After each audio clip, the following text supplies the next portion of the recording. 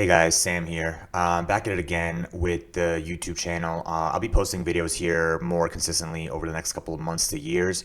I will be changing the flavor of my YouTube channel over to AI type of content. So if AI is something that intrigues you, follow me and follow me along the journey as I, talk about AI, the implications, the art of the possible, and what can be done in the near future in the next couple of years. It's captured the imagination of the entire world. Most people know about ChatGPT these days, and we're only just scratching the surface on what's possible with AI. So, welcome to the channel. This is going to be still called On My Journey, but on my journey, as I learn about AI, I will share with you what you could do with AI, how to prepare yourself for the new world that's coming with the fruition of AI, and how it'll be affecting everyone. So it's gonna be fun, a little bit scary, but just put on your seatbelts and we're on this ride whether we want to or not. So might as well have fun while we go through it. Some top level stuff. I'll be talking about the different tools that are being created, the different use cases, the advancement of it over time, and how it affects you and me in our day to day lives. Are we gonna have our jobs in 5 to 10 years? Is everyone gonna become a YouTuber? Is it just are we destined for AI to just control our lives for better or for worse? These are answers that we don't know yet, but they will be coming very, very soon. And I hope you follow me along with this journey. One thing I will be doing is, using AI to my benefit. It's kind of like social media, except at a higher leverage point. There are people who are just straight up consumers of social media, and I don't think social media has been the best product for them. Common phrase that's being thrown around these days is something called brain rot. And, of all the advancements that we've made, we've also pulled back on our potential as well. Lots of young people these days, their attention spans are shot. They're unable to do anything creative or to create anything. We are pretty much in a consumer-based culture where all we do is consume. Videos, TikToks, reels. Movies are starting. Here we go. Wait, let me do this first.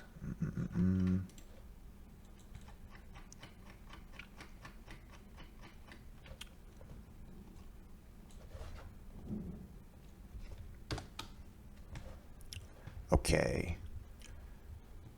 And here we go. Okay. So first thing I'm going to be talking about is this Wait But Why blog that's written by Tim Urban. And he's been a blogger for a few years. And as you can see by the date on over here is that this was created in January 22nd of 2015. So it's been 10 years, which is kind of crazy to think that it's been 10 years since 2015. But what can you do? I will have these links in my description. So if you're interested in reading any of these papers, feel free to go ahead and do so. You probably won't because most of us don't have the attention span to do so anymore, but I highly recommend going and taking a look at it when you get the chance. So I'm not going to go through the entire thing, just the graphics, to be honest, because I believe they capture what the message that I'm trying to send out there. So let's go to the bottom and start with the question. So I'm going to go ahead and scroll all the way down over here. And we're going to start with the question, will it be a nice God? And it's a scary question, and it's a powerful question, and it's a good question because we are not ready for how good AI is going to get at all. Most people don't understand the implication of how fast it is getting better. No one really understands how smart it's going to get. And no one understands how cheap or cost effective it will be. You will have the greatest doctor in the world in your back pocket. When I was younger, teachers used to always say, you have to learn math because you're not going to always have like a calculator on you. Now, obviously, that's not true anymore because of our iPhones and Android devices and whatever phones we have always have a calculator on them. Now they're something that no one's ever said before, but the question is, you won't always have a doctor by you. You won't always have a physicist by you. You won't always have, an accountant by you. That is no longer true. We will have the top of the top in the world of every single domain within our reach, whether it's our phones, our computers, our laptops, our VR devices, once those start getting a little bit more traction in our pockets. So will it be a nice God? Let's start there. Let's start with how fast it's getting good because no one's really understanding this. And in this, he actually brings up a really good metaphor or way of thinking about it. So there's a unit of measurement for how far back in time you would have to go and bring someone to the present time for them to die. So for example, if I went back in time to the 1500s, I went and I grabbed a Native American, the ones who are like basically they have teepees and they walk around hunting buffalo and have their tribes and do all the stuff that Native Americans do. All they ever know is nature. So if I pick up one of them, drop them in the middle of New York City or Los Angeles or Miami, they would actually die from the shock of how insane the world is around them. They wouldn't understand anything. They have no context to what all this machinery and all these simulations that are coming into them are, and it would get to the point that they would die. So let's take it one step further. So let's say to kill someone from the 1500s, you would have to bring them to modern day New York. Okay. But let's say we go back to the 1500s to that Native American and we could talk to him and we ask the Native American, okay, how far back would we have to go to bring someone to the present for them to die? Now a Native American isn't the best person for this because they typically live in nature, and nature's been around for as longer than humanity. But let's say like a European country, let's say the ancient Roman Empire. We go, we're like, hey, how far back do we have to go to get someone for them to die? Now for that, you would have to go back pretty far, pretty much the caveman days, where we lived in very very crude type of lifestyles, and our weapons was just a big stick. When we were living in caves, hunting and gathering, just hunting. There was no farming or anything of that nature. You would have to go back to that degree, to that early stage of humanity, and bring someone to the present for them to die. And the point I'm trying to make from this is that the rate of technological and knowledge acceleration goes up as we get closer to the present. So from 2025 back to 1500, it's approximately 500 years. From 1500 to the dawn of man is approximately 10,000 years. So between those two periods of time are equivalent amounts of technological progression, to the point where you would have to go back to that time period, that previous time period, bring them to the new one, and they would die, whether it's caveman to Roman Empire or Native American over to United States in 2025. So what happens when that rate of technological advancement happens within one lifetime? Now that's crazy, because we are getting to that point. We're getting to the point where for the last 30 years, we could think about from 1995 to 2025, what has happened. We got the cell phones, we got the internet, we got, all the stuff that comes with that, the Xboxes, the video games, the iPhones, the social media, cloud computing, the self-driving cars, even though they're not 100% there yet, they're very, very close. We have electric cars, rockets, so on and so forth. And it's going to get to the point where we're going to start going through that amount of advancement every 5 years. So between 1995 and 2025, let's say that that's 1 unit. We're gonna go through 1 unit every 5 to 7 years, and then eventually every 3 to 4 years, and eventually every 2 years to 1 year to 6 months to a month to a day to an hour to a minute. And it sounds insane, I know, but we really are getting to that point. So let's go into this, and let me just show you this first one. So let's open this in a new tab. So this is, let me move myself over. Okay. This is human progress. Like I said, to kill someone with that analogy of going back in time and bringing them to the present, you can see that it's relatively flat. And it's only marginally gone up and increased in speed over the last millennia, over the last, basically the entire human existence. But we really are on that precipice where that, stick figure is standing, to the point where it's going to get so fast, so quickly, we're not going to know what hit us. Every day there's going to be a new announcement. There's going to be new discoveries, new ways of doing things. And, AI doesn't need to sleep. It doesn't need to eat. It doesn't need to, it doesn't need to even create an environment where it can do something. It can actually create its own digital environment. And this is something I'll be talking about in a future video called digital twins, where it's so smart, it'll create a 1-to-1 aspect ratio of reality. So if it wants to test something like dropping a rock and dropping a feather, for example, to test physics, it will know its physics so well that it will be able to just recreate it on the internet. And because of that, it'll be able to test as much as it wants as quickly as it wants. It could test protein folding. It could test a new method of creating cars, a new method of creating robots, a new method of, of discovering materials, discovering drugs, and everything else you can think of. And in a blink of an eye, it doesn't need time to set it up. It can set it up in a few seconds, run 100 million years worth of experimentation, gather those results, and come to its own conclusions. So we really are right over here where this little stick man is, and whether we want to or not, we're going on this ride, like I mentioned before. So we're going to have to put on our seatbelts for this. So scrolling down even more, this is where we're at right now. It doesn't look like we're about to just shoot off to the moon. But that's the thing, that this is where everyone is misguided. We are about to shoot off to the moon. We're strapped to a rocket. We're locked in. It's T minus, 10 years, probably 4 to 5, but let's just say 10 to be safe, where it really, really shoots off. And this is the point where he talks about, taking a time machine back to 1750 and bringing someone to the present to the point where they die. But let's continue. I'm not going to read this whole thing. I pretty much explained it. Again, the link is in my description if you're interested. I'm going to pass through these different graphs. Let's just go to this. So this is the next one. This is the exponential growth of computing. And one thing I'll be mentioning a lot is this y-axis over here. It's not linear. These are all exponential. So, we go from 1 to, I think this is 100,000 to, a billion to quadrillion, billion, whatever. But just so you know, this is exponential. Although if this was not exponential, this line graph or this dot graph right here would just go straight up and you really wouldn't be able to see it. That's why they do that. So by the year of 2000, we hit the amount of capacity in computing for one insect brain. And around the year 20, let's just say 17, we hit the capacity for a mouse brain.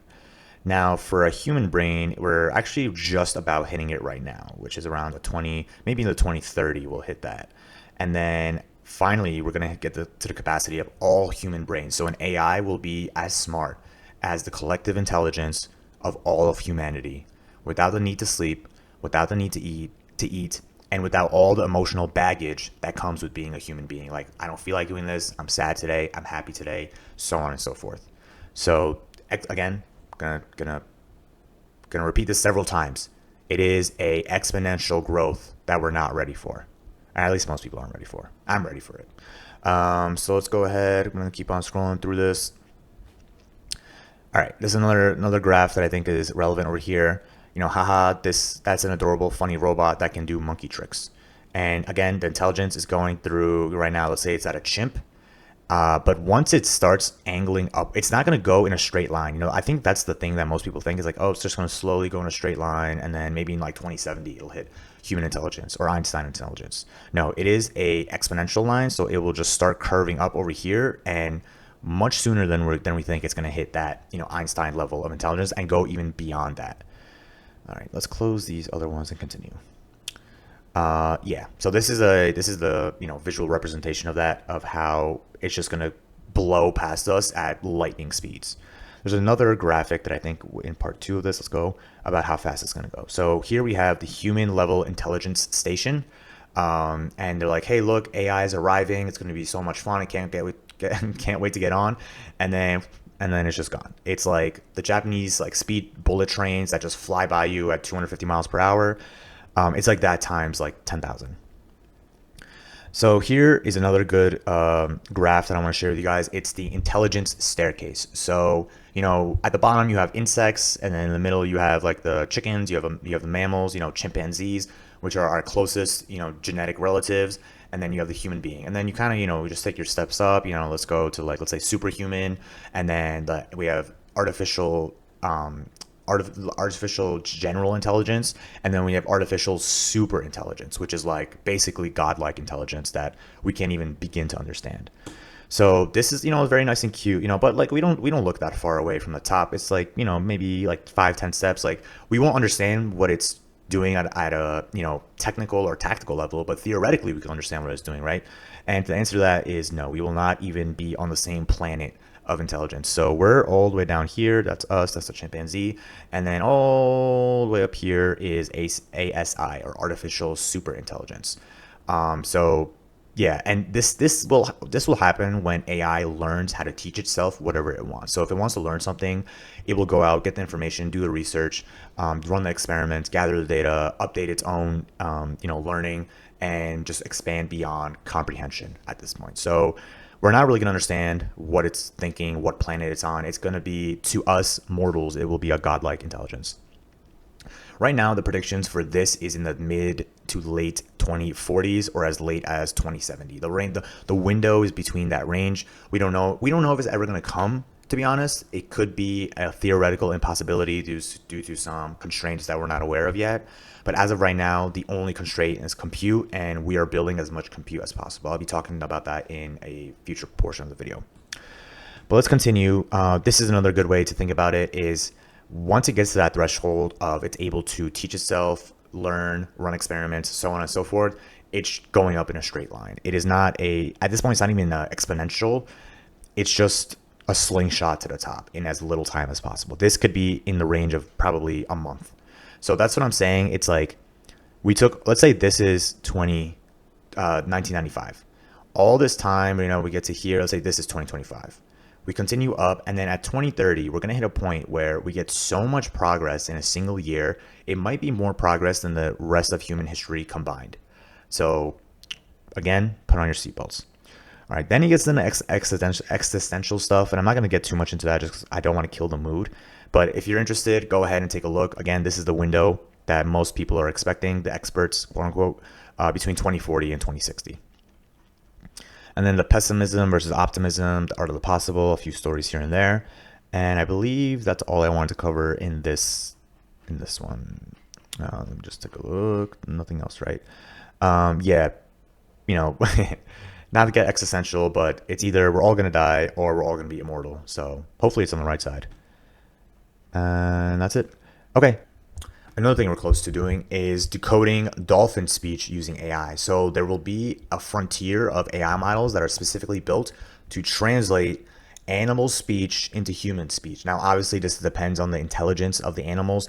Dolphins are considered one of the most intelligent animals in the world, probably along with elephants. And soon they will be able to translate what they are saying from AI to human speech. Something that's never been achieved before, but that will be something that's a recurring pattern. It's something that's never been achieved before. It's going to happen. Okay, let's continue. Big chart I want to share right here. So can we open this link in a new tab and then cut this over here? Let's go. All right. So in less than a year, AI has gone from below average human intelligence to near genius level. Within a year, it will surpass an IQ of 160, placing it among the top 100,000 smartest people in the world. In 2 years, it will rival the top 1,000 most intelligent humans alive. So this is just a small snippet of what it can do. When it came out, I believe this is in 2024. So last year, the average IQ of these models were 100 or below in general. And now we're getting to the point where the models are reaching the upper end of this bell curve of intelligence as far as let's just say 35 in IQ. Now, these projects are only getting better, over time, or these topics. Some people are just saying AI has a lot of noise. There's not a lot of value actually being captured. Peter Thiel, a big billionaire investor, early investor in Bitcoin, SpaceX, and Facebook, he's saying the hype is around 90% noise, but similar thing to let's say the .com crash that happened in early 2000s. There was a lot of noise with the .com websites, and there was a lot of people burned from that, especially when the .com bubble burst. But does that mean that the .com trajectory was wrong? Because Google survived, Amazon.com survived, Facebook survived. All these large tech companies that did survive have provided enormous value to the world, to be honest. Some bad stuff with it as well, and we can all understand that. But my point is, the survivors of not being noise, the ones who actually drive value, will drive value to insane limitations similar to the .com survivors from 2000, or the winners from the .com crash. Org charts I already spoke about. Image generation, I'm pretty sure you've probably seen something like this. Here's a picture of me that I created in Studio Ghibli style. right over here. Something that's, pretty cute. I had a man bun. It was able to pick up my man bun and create a Studio Ghibli version of myself. So art is definitely on the chopping block as well. Amazon released a AI that can make short form videos from a prompt, and adds a lot of features to, hyper personalize those as well. So highly recommend, again, learning the AI tools for whatever you are doing and trying to implement it as much as possible. Okay, let's continue. Okay, let's go to the next portion I want to talk about is investments in AI. So we can, before I do that, one last thing. We all know about Moore's law in that the capacity for AI or capacity for compute is doubling every 12 to 18 months. Well, AI is going past that. So here's a graph I'm going to share. It's probably the last one I'll touch on, so I can open this in a new tab. Okay.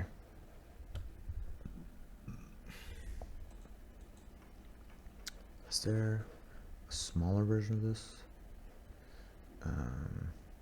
Maybe I just open the link.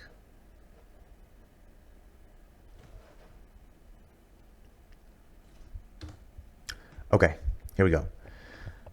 So we've all probably tried AI before, and to be fair, when it did come out in 2022, it wasn't very good at a lot of stuff. It was cool that it was able to, talk to us in natural language, but as soon as you give it us tasks of somewhat, moderate to even low complexity, it fell apart pretty quick.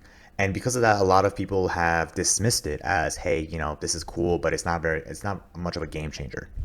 So I want to touch upon this graph in that this is the doubling of the length of tasks that AI can do every 7 months. So this is beyond Moore's law. Moore's law is about approximately every 12 to 18 months, compute capacity is doubling.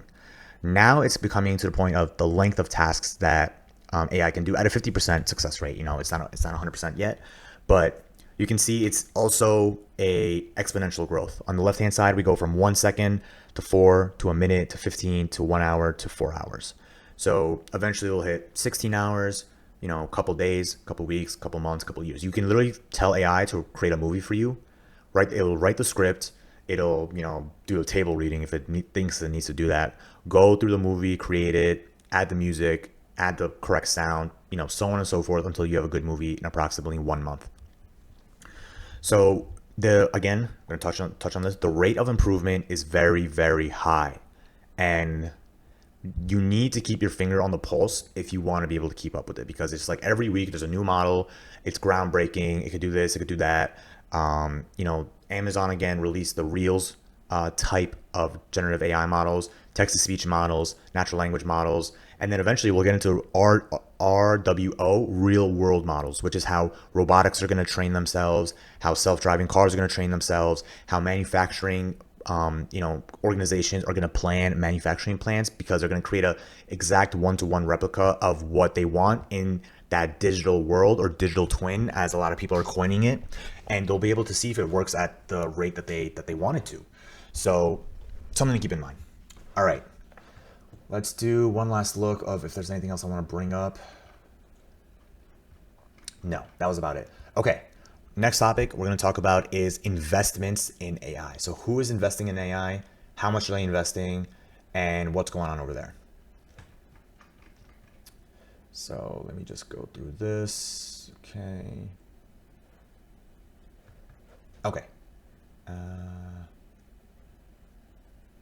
Okay, actually, before we go into that, there's a few more graphs I want to share with you. Actually, we could just skip this part. I don't want this video to be that long. What's the time? We're at 37 minutes. Okay. All right, some new models that are coming out. One is Dr. AI. There's a new release of foundational models. Let me just move this over here.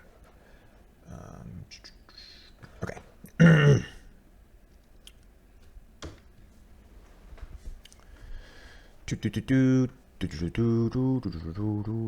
Okay, Dr. AI, will see you soon, maybe. So AI for science is a medicine for AI for science and medicine is a mini boom within the AI boom. It's a new set of foundational models that have been released to help researchers in fields such as material science, weather forecasting, and quantum computing. It's using its generative AI and predictive powers for profitable drug discovery and scored a 96% on the benchmark called MedQA, which is questions from the medical board exams. So it is able to outperform both human AI teams and humans alone. So for, let's say, the clinical diagnosis, this is the generic range, with this being about, I believe it's 50% is within this box, 50% in this box. So this is physicians alone, physicians with ChatGPT, and then ChatGPT alone. So you can see it is on the upper end of performance when combined with when compared to the other two. So it's coming. It's gonna, again, I don't want to scare you, but it's coming for every possible knowledge job that you can think of: doctors, lawyers, teachers, accountants, bookkeeping, software engineering, transcription, translation, anything you could think of. They are waiting for that big ROI. This is something similar to, there's a lot of noise in AI right now. That is true, but it doesn't mean that it is not being captured. Okay, what else did I want to? Okay, number 3. Here we go. The cost is also going down. So the cost. Okay, let me zoom in a little bit. So again, the left-hand side is a logarithmic y-axis, which means it's not, within a standard unit of time. It's basically in intervals of 10. So if this was like, let's say, units of 1 from 1 to 10, it would just look like it's going down in close to a straight line. But they did logarithmic because it's easier to see as it moves along.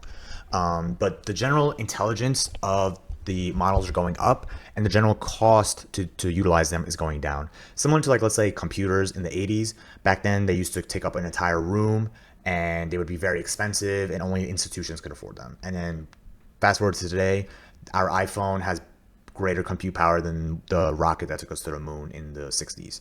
So it is improving at a very, very quick rate. This is just from January of 23 to September of 24, maybe December of 24. So it's only in 2 years, we were able to get the cost down from 10 to 1 to 0.1, which is about 100x decrease in price. Okay. The corporate money is piling in. I'll be talking about that soon. Okay. Agentic workloads are on the rise. Health AI is coming. Okay, nothing here.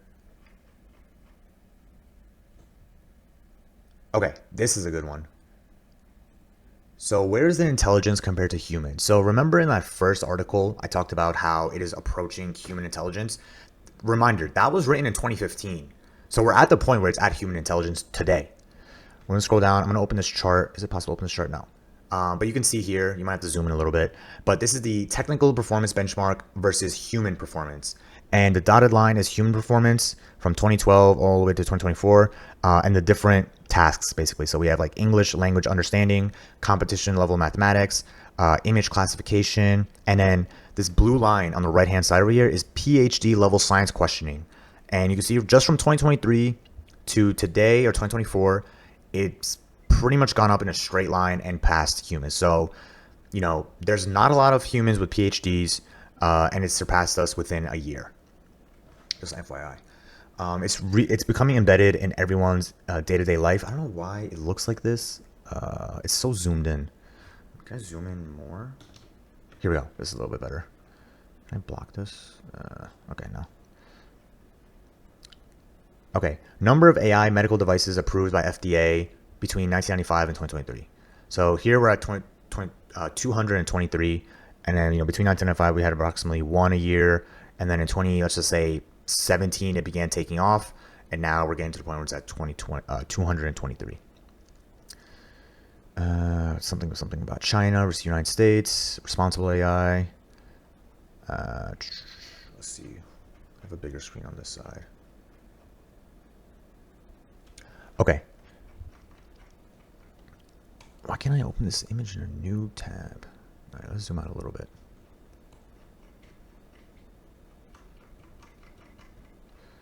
All right, so just forgive me. It's going to look a little clunky over here, but okay, here we go. Smallest AI model scoring 60% or above on MMLU, which I know what that stands for.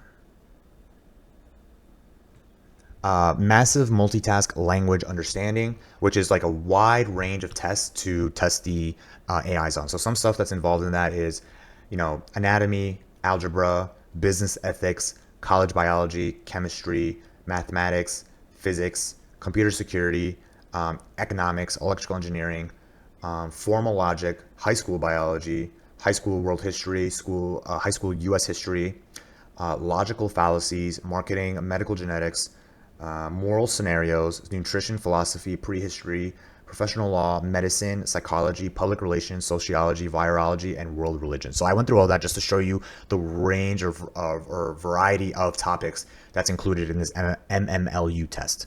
And the smaller AIs are now scoring even as good or better than the large AIs back in 2022. As you can see here, it's just going down. Okay.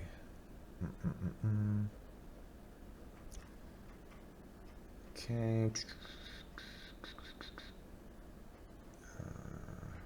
Okay, that's pretty much it from this one. Yeah, governments are stepping up on AI.